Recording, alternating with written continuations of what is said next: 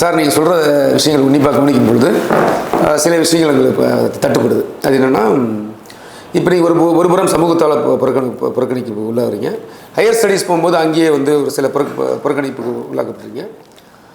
Profession போகும்போது அங்கே சில மனசாட்சி உங்களுக்கு உறுத்திருக்கு. அதை தாண்டி இந்த மக்களுக்கு ஏதோ செய்யணும்னு நினச்சி இந்த வாரியம் இது போன்ற விஷயங்கள் நம்ம அதில் போய் எதாவது பண்ண முடியும் அந்த முயற்சி எடுக்கிறீங்க. இந்த சூழலில் உங்களுக்கு வருமான வாய்ப்பு உங்களுக்கு தேவை, இந்த வருமானமும் தேவை. அதனால் ஏற்கனவே நீங்கள் இப்போ கல்லூரி பேராசிரியர் விட்டுட்டு வந்தனால வருமானம் தேவைப்படுது.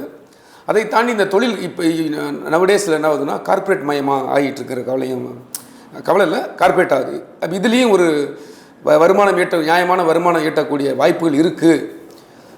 அதை நீங்கள் இப்போ அதை நீங்கள் உணர்றீங்க.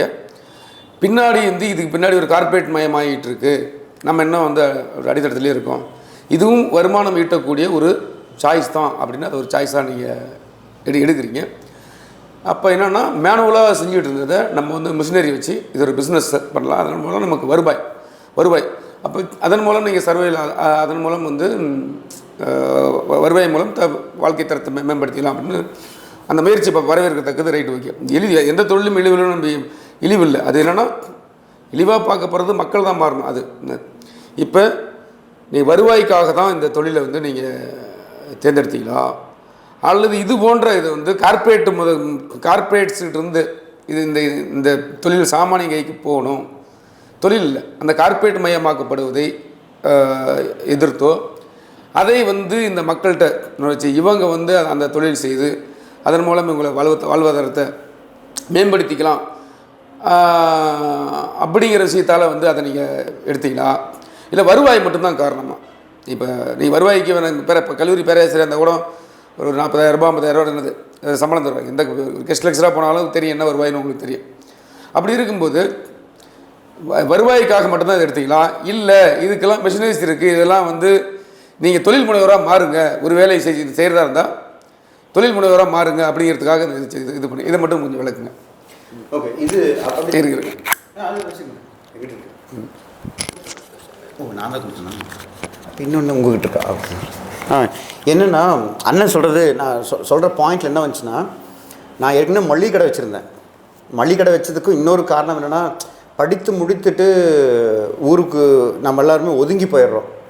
ரிசர்ச் பண்ணுறது ஆய்வுன்றது என்றைக்குமே அந்த கம்யூனிட்டி கூட இருக்கிறது. நான் ப்ரொஃபஸராக இருந்தால் டீச் பண்ணியிருப்பேன். ஆனால் எனக்கு டீச்சிங்கில் இன்ட்ரெஸ்ட் இல்லாத காரணம் என்னென்னா, அவங்க ஒரு புத்தகத்தை கொடுக்குறாங்க, நீ அதை டீச் பண்ணுறாங்க. எனக்கு ஏதோ இந்தியாவில் இருக்கிற ரிசர்ச் இன்ஸ்டியூட்னா எனக்கு ஓகே விருப்பம். ஏன்னா சமூகத்துக்கூடையே வேலை செய்கிறது தான் எனக்கு எண்ணம். அப்புறம் இந்த பக்கம் இயக்கங்கள் பார்க்காதனால நான் இயக்கம் கட்டி எழுப்பிட்டு இருக்கிறேன். அதுக்கு வருமானம் வேணும்னு மளிகை கடையெல்லாம் வச்சுருந்தோம். ஆனால் இந்த தொழில் ஏன் தேர்ந்தெடுத்தேன்னு சொன்னால், இந்த தொழிலை இந்த மக்கள் செய்ய மாட்டேங்கிறாங்கன்னு சொல்கிறதுக்காக தான் செய்கிறேன். அதாவது அந்த இழித்தொழில் எங்களை பிராண்ட் பண்ணிடுவாங்கன்னு சொல்கிற காரணத்துக்கு தான் இது எடுக்கிறேன். ஏன்னா தொழிலுக்காக போல் வருமானம்ன்றது எப்படி வேணும் வரலாம், அது வேண்டி பண்ணுறேன். இப்போ ஏன் நான் எடுத்து செய்யணும், மற்றவங்க யாரும் செய்ய மாட்டாங்களான்னு ஒரு கேள்வி வந்ததுன்னா, அந்த இடத்துல மிஷினரி போட்டு செஞ்சது நம்ம ஆட்களே கிடையாது. இவங்களுக்கு ஒன்றுமே தெரியாது. நானே சொல்கிறேனே, நானே இது கற்றுக்கிட்டேன், ஒவ்வொன்றும் கற்றுக்கிட்டேன்.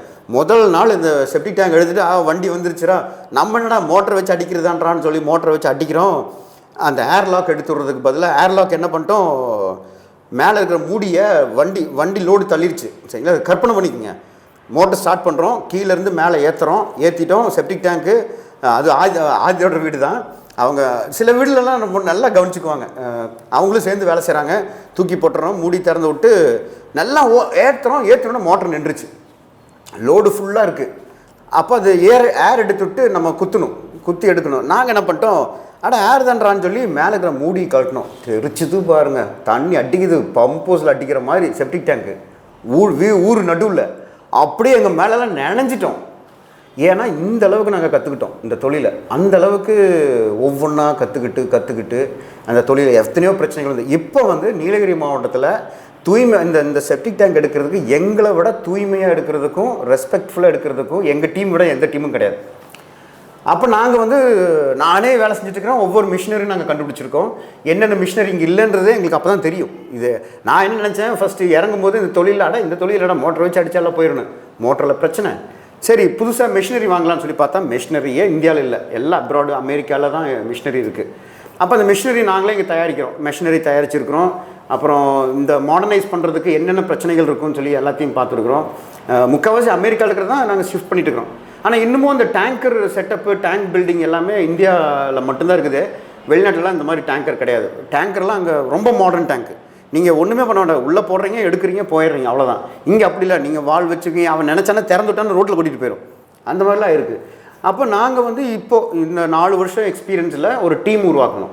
ஒரு டீம் உருவாக்கி அதுக்கப்புறம் நானே என்ன சொல்லிட்டேன்னா, என் பசங்கக்கிட்ட இங்கே பார், நான் சில சமயம் நானும் அழுதுருக்கேன், என் ஒய்ஃபும் அழுதுருக்குறாங்க. ஏன்னா அந்த தொழில் கற்றுக்கும் போது டெய்லி கொட்டிடுவோம் எங்கள் மேலே. ஒரு ஏரியாவில் போய் வேலை செய்வோம். வேலை செய்யும்போது எவ்வளோன்னா, நீலகிரி மாவட்டம் நல்லா மனசில் வச்சுக்கோங்க, கீழே குழிக்குள்ளே இருக்கும். டபுள் மோட்டர் எங்களுக்கு பழக்கம் இல்லை, எவனும் கற்றுக் கொடுக்கல. நாங்களே யோசித்து பிளான் பண்ணுறது. கீழே போய் ஒரு மோட்டர் வைப்போம், வச்சு தள்ளி பார்ப்போம், பாதி தள்ளும், மீதி தள்ளாது. அதுக்கப்புறம் அதை கழட்டி இன்னொரு மோட்டர் வைப்போம். அங்கே என்ன பண்ணுவோம்னா, மோட்டர் வைக்கும்போது கீழேருந்து சில சமயம் கிளிப்பு போட்டுருப்போமா, அந்த கிளிப்பு கழுந்துடும், வீடு ஃபுல்லாக கொட்டிடும், வாசல் ஃபுல்லாக கொட்டிடும். அப்புறம் வீட்டில் வந்து சொன்னால் என் ஒய்ஃபு டெய்லி திட்டும், என்னடா படித்து முடிச்சுட்டு என்னடா பண்ணுற. நான் சொல்லுவேன், இது கொள்கை ரீதியாக பண்ணிகிட்டு இருக்கிறேன் நான் அப்படின்னு சொல்லுவேன். கொள்கை ரீதியாக பண்ணிகிட்ருக்கேன், என்ன பண்ணுறது, வருமானமே வராது. 3 நாள் வேலை செஞ்சால் அந்த வீட்டில் போய் கேட்க முடியாது இல்லையா. நாங்கள் போன பின்னாடி தான் நீலகிரி மாவட்டத்தில் ரேட்டை உடச்சிட்டு குறைஞ்சபட்சம் 10,000 ரூபாய், குறைஞ்சபட்சம் 7,000 ரூபா, 6,000 ரூபா கூட எடுப்பாங்க. அதிகபட்சம்னா 15,000 ரூபாக்குள்ள தான் எங்கே எடுத்தாலுமே. நாங்கள் போன பின்னாடி இந்த ரேட்டெல்லாம் கட்டுப்படுத்தி இப்போது அது ஒரு சிஸ்டத்தையே மாற்றிட்டு வரோம். அது ஒரு புரட்சி தான் நடந்துட்டு இருக்குது. கொட்டுறதுக்கு இடமெல்லாம் வந்தது, அதையும் நாங்கள் தான் ரெடி பண்ணி இப்போ கொட்டுறதுக்குன்னு ஒரு இடம் வந்துருக்கு. அப்புறம் இப்போ அரசு ஊழியர், அரசு இயந்திரங்கள் வந்து எங்களை மதிக்கிறது இல்லைன்னு சொல்லி இப்போ அவங்களும் ஓரளவுக்கு எங்கள் வண்டி பார்த்தா மட்டும் இந்த வண்டி அனுப்பிச்சுட்ருங்கப்பா, அவன் டாக்குமெண்ட்ஸ் எல்லாம் வச்சுருக்கிறான் அப்படின்னு சொல்லுவாங்க. அப்போது இந்த தொழிலில் வேலை செய்கிறவங்களும் ரொம்ப இதாக தான் இருப்பாங்க. வண்டிக்கு லைசன்ஸ் இருக்காது, எதுவுமே இருக்காது, பர்மிட் இருக்காது, எதுவுமே இருக்காது. ஆனால் அது அப்படி தான் ஓடிட்டு இருப்பாங்க, அரசும் கண்டுக்காது. அது எங்கள் வண்டி வந்த பின்னாடி தான் எல்லாத்தையும் மாற்றிருக்கேன். எங்கள் வண்டியே வெள்ளை கலராக இருக்கும். இப்போ இந்த மாதிரி பிரச்சனை நடக்கும்போது ஒய்ஃப்கிட்ட போய் சொல்லுவேன், நாங்களே அழுதுருக்கோம். கண்ணில் தண்ணினா திடீர்னு பார்க்குறது அழுக வேறு, வாழ்க்கையே அழுகையாக இருக்கும் அந்த சமயத்துலலாம். என்னடா பண்ணுறது, இத்தனை படித்து முடிச்சுட்டு இத்தனை பண்ணிகிட்டு இருக்கிறோமே அப்படின்னு சொல்லி. அதுக்கப்புறம் ஒரு டீம் உருவாகுது, அந்த டீம் கற்றுக்குறாங்க எல்லாருமே. அவங்களா கற்றுக்கிட்ட பின்னாடி இப்போ நாங்கள் என்ன பண்ணுறோம்னா, மேற்பார்வை தான் பார்க்குறோம். அந்த டீம்கிட்ட கொடுத்துட்டோம். இந்த டீம்கிட்ட கொடுத்துட்டு ஒரு 2 மாதமாக நான் மேற்பார்வை பார்த்துட்டு, எங்கள் துணைவேரை வந்து கவுன்சிலர், அதனால் அம்மாவோட கனவு, அந்த கிராமத்தை விட்டு எங்களால் வர முடியாது. அப்போ அம்மாவுக்கு வந்து கவுன்சிலர் 2 முறை நின்று தோத்துட்டாங்க. அந்த தோத்தனால எங்களுக்கும் ஒரு கனவு, அம்மாவோட கனவை நம்ம நிறைவேற்றணும்னு சொல்லி தான் அந்த ஏரியா விட்டு நாங்கள் போகல. இப்போ அவங்க கவுன்சிலர் ஆகிட்டாங்க, அதிகப்படி வாக்கு வித்தியாசத்தில் வின் பண்ணிட்டாங்க. அங்கே நின்று நாங்கள் கவுன்சிலர் வேலையை செஞ்சுட்டு இருந்தோம். அப்போ தான் இப்போ துணைவியார் சொன்னாங்க, ஓகே இப்போ வந்து எல்லாம் முடிஞ்சு போச்சு, இப்போ டீம் போட்டாச்சு, உனக்கு வேலை வெட்டி இல்லை, இப்போ நீ கிளம்புன்னு சொன்ன பின்னாடி நான் வந்து இப்போது தலித் கேமரா யூடியூப் சேனல் வச்சுட்டு எழுதணும். நிறைய ஒரு 2-3 புத்தகம் பெண்டிங்கில் இருக்குது, அதை எழுதி முடிக்கணும். இப்போ கடைசியாக ஒன்று சொல்கிறது என்னென்னா, என்ன மாதிரி ஆட்களுக்கு நீங்கள் கேள்வி கேட்கும்போது, இவ்வளோ படிச்சுட்டு இந்த வேலை செய்கிறீங்களே, படிப்பை விட்டுட்டிங்களா ஏன்னு கேட்டால் அந்த மாதிரி கேள்வி தான் எனக்கு வரணும். ஆனால் அந்த மாதிரி கேள்வி வரதில்லை. எனக்கு என்னென்னா, படிப்பு என்பது இந்தியாவிலேயே அது ஒரு பொருளாதாரமாக தான் பார்க்கப்படுது. இவ்வளோ படிச்சிங்கன்னா நீ ப்ரொஃபஸராக போ, ஏன்னா ப்ரொஃபஸராக 1.5 லட்சம் வருது. காசுக்காக இல்லை, கொள்கைக்காக தான் படிப்பு. பெரியார் என்ன பல்கலைக்கழகத்தில் போய் படித்தார், அவருக்கு சமூகத்துக்காக தானே எழுதினார் அத்தனை புத்தகங்களும். அம்பேத்கரும் என்ன தான் படித்தாலுமே அவர் எழுதுனது எல்லாமே சமூகத்துக்காக தானே எழுதுறாரு. அப்போ சமூகத்துக்காக நாங்கள் பணி செய்யும் பொழுது, கொள்கை ரீதியாக பணி செய்யும் போது, இது புதுசான ஒரு புத்தகம் வேணும் அப்படின்னு சொல்கிறேன் நான். ஒரு அறிவுத்தளத்தில் அதுக்கு ஒரு அனுபவ ரீதியாக ஒரு எக்ஸ்பீரியன்ஸும் வேணும் அப்படின்னு சொல்கிறேன். இன்னொன்று, இந்த அருந்தர் இயக்கங்களும் எப்போ பார்த்தாலும் நான் கேள்வி கேட்டால், அதை போய் பண்ணானா நீ போய் கூட்டினியா, நீ என்ன பெருக்குனியா, உனக்கு என்ன தெரியும், அங்கே உட்காந்து படிச்சுட்டு இருக்கிறேன்னு சொல்லுவாங்க. அதுவும் ரொம்ப பாதிப்பாக இருந்தது. அதெல்லாம் யோசிச்சு தான் சொன்னேன், விடுறா நானே செப்டி டேங்க் இறங்கி பண்ணுறேன், ஒரு வாய்ப்பு இருக்குது, பிஸ்னஸாகவும் இருக்கும், கொள்கை அட்டாக் பண்ண மாதிரி இருக்கும், உனக்கும் எக்ஸ்பீரியன்ஸ் அந்த மாதிரி இருக்கும் அப்படின்னு சொல்லி தான் வாங்கி செஞ்சிட்ருக்கிறேன். ஓகேங்களா, வணக்கம்.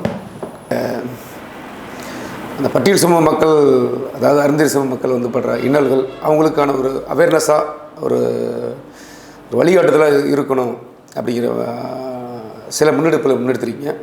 வரவேற்கத்தகுந்த முன்னெடுப்பு. உங்கள் எதிர்காலம், நீங்கள் இதன் மூலயமா நீங்கள் உங்களுடைய எதிர்காலம் மட்டும் இல்லை, சமூகத்துக்கு சொல்ல வருவது, நீங்கள் ஒரு ஆராய்ச்சியாளர், சமூகத்தை இந்தியா முழுமைக்கும் போய் ஆய்வு செஞ்சவர். இதன் மூலம் நீங்கள் இந்த நாட்டுக்கும் இந்த சமூகத்துக்கும் சொல்ல முன்வர விஷயம், அதை மட்டும் தெளிவாக கொஞ்சம் சொல்லியிருக்கேன்.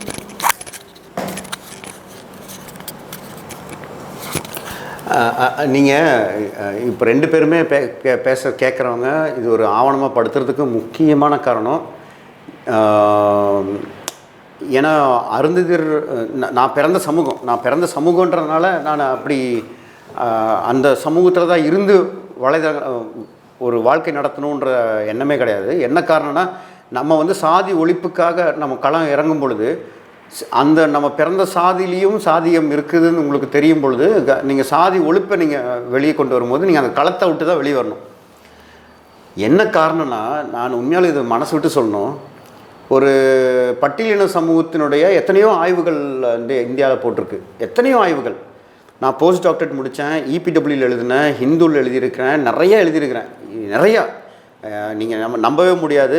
நார்த் இந்தியாவில் நாங்கள் படிச்சுட்டு இருக்கும் பொழுது வாரம் எடிட்டோரியல் வந்து என்னை எழுத சொல்லுவாங்க தூய்மை பணியாளரை பற்றி. ஒரு 2 மாதம் நான் எழுதிட்டுருப்பேன். அப்படி இருந்த ஒரு எழுத்தாளர், நான் இங்கே செப்டிக் டேங்க் வேலை செய்கிறேன்னா அதுக்கு முக்கியமாக இந்த பட்டியலின சமூகம் தான் முக்கியம் காரணமாக நான் அவங்க மேலே பிராண்டே பண்ணுவேன். என்ன காரணம்னா அவங்க இது மேலே கவனம் செலுத்தியிருக்கணும்.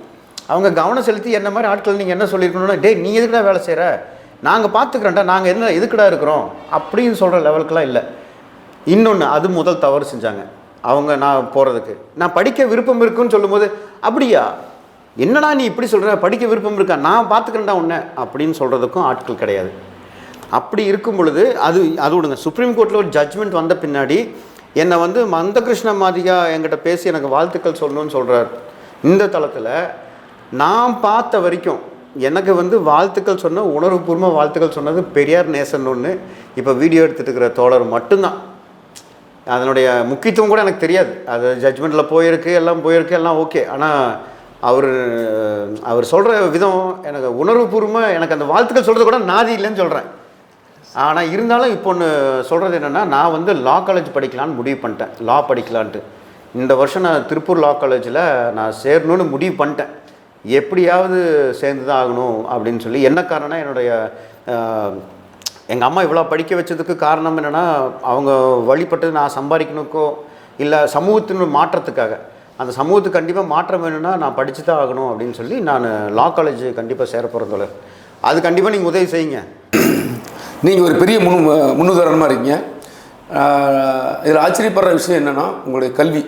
நீங்கள் ஒரு ஆராய்ச்சியாளர், ஒரு முனைவர் பட்டம் பெற்றவர். இந்த சமூகத்துக்கு ஏதோ ஒரு விதத்தில் நீங்கள் ஒரு வழிகாட்டுதலாக வந்துருக்கீங்க.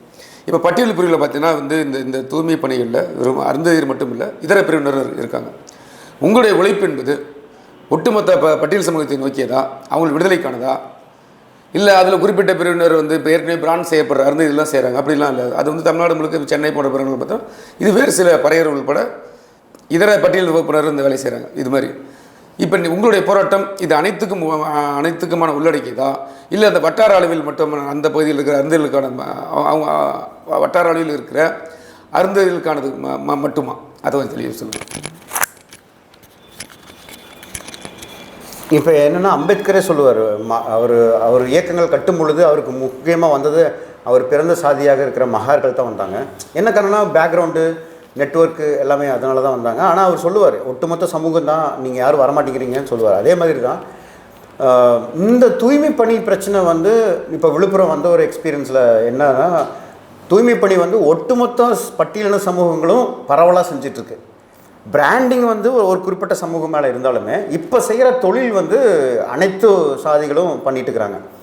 நம்மளுடைய விடிவே இந்த தூய்மை பணி ஏன் நான் எடுக்கிறேன், ஏன் டாய்லெட் பிரச்சனை எடுக்கிறேன்னு கேட்டால், ஒட்டுமொத்த சாதியினுடைய கூறுகளுடைய வேறு இருக்கிறதா இருந்தால் இங்கே தான் வேறு இருக்கணுன்றது தான் என்னுடைய இது. இப்போது இன்னொன்று, ஏன்னா இப்போ சாதி இந்துக்களுக்கும் பட்டியலின சமூகத்துக்கும் நடக்கிற பிரச்சனையை பற்றி ஏன் பேச மாட்டேங்கிறீங்க, ஃபோக்கஸ் பண்ண மாட்டேங்கிறீங்கன்னா, நம்ம செய்கிறது வந்து ஒருத்தர் 2 பேர் தான் இயக்க ரீதியாக ஒரு தலித் கேமரான்னு யூடியூப் சேனல் வச்சுட்டு ஏதோ நம்ம எழுதிட்டு இருக்கிறோம். அந்த மாதிரி பிரச்சனைகள்லாம் தேசிய லெவலில் எடுக்கிறதுக்கு ஆட்கள் இருக்குது. ஆனால் பட்டியலின சமூகங்களுக்குள்ள நடக்கிற வேறுபாடுகளையும் அரசு நடத்தக்கூடிய தீண்டாமையும் தூய்மை பணி மேலேயும் பேசுகிறதுக்கு நாதி இல்லை. அந்த நாதிகள் என்றைக்கு வராங்களோ அன்றைக்கி இதையும் நான் விட்டுட்டு போயிடுவேன். என் பாடி என் வாழ்க்கை உண்டு, நான் உண்டு. ஏன்னா நான் எதையுமே காப்பிரைட் போட்டு வேலை செய்யணும் அப்படின்ட்டுலாம் இல்லை. எனக்கு உண்டு, என் வாழ்க்கை உண்டு, நானும் சுகமாக வாழணுங்க. நானும் என் ஒய்ஃப், நானும் இந்த வயசில் 45 வயசு ஆகி போச்சு, இன்னும் டயபெட்டிக் பேஷண்ட்டு, பேசாமல் ஒரு வீடு கட்டி அந்த வீட்டில் நல்லா சந்தோஷமாக வாழணுன்னு தான் ஆசை. ஆனால் என் சமூகத்தை பார்க்கும்போது என்னால் முடியலையே. இந்த சமூகத்தை கேட்குறக்கும் நாதி இல்லாமல் இருக்கேன். ஏதோ ஒரு நாதி இருந்தால் கூட பரவாயில்ல. அந்த நாதி இருந்ததுன்னா நான் என் பாட்டுக்கு எம்எல்ஏவோ எம்பியோ இல்லை பேசாமல் வீட்டில் போய் ஒரு ஆம் சேர் போட்டு புக் எழுதுறது அதையும் பார்த்துக்கலாம் இல்லையா. அதனால் கண்டிப்பாக நம்மளுடைய அரசியல் வந்து ஒட்டுமொத்த ஒடுக்கப்பட்ட சமூகம் மட்டும் இல்லாமல் ஒட்டுமொத்த இந்தியாவில் இருக்கிற அத்தனை சாதிய அரசியலுக்கு வேறு இருக்கக்கூடிய ஒரு ஆய்வு பணியை தான் நாங்கள் மேற்கொண்டிருக்கிறோம். எங்கள் களப்பணியும் அதை நோக்கி தான் போயிட்டுருக்கோம். எந்த சாதியுமே தூக்கி பிடிச்சி பேசுகிறதெல்லாம் நம்மளால் முடியாதுங்க, அது சுயசாதியாக இருந்தாலும். ஓகே தானேங்க.